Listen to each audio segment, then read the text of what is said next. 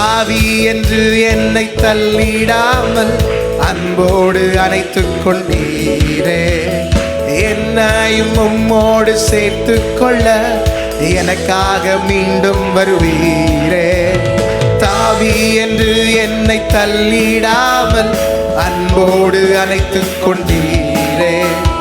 என்னையும் உம்மோடு சேர்த்து கொள்ள எனக்காக மீண்டும் வருவீரே.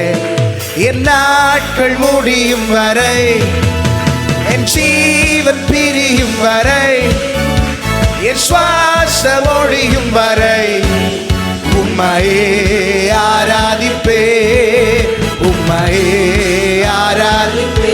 சொல்வோம்.